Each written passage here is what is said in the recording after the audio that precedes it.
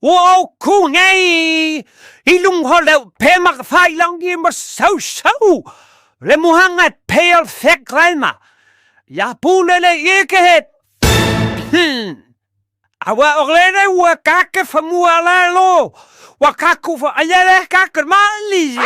Ogal wen matschlisse. Lele wa fashipa. Let wa all warima. I folk poet mari let wa all womo. Rofa perida.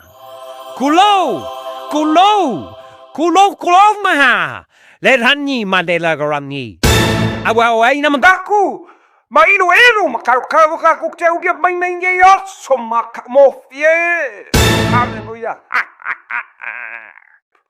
Aha. Happy New Year!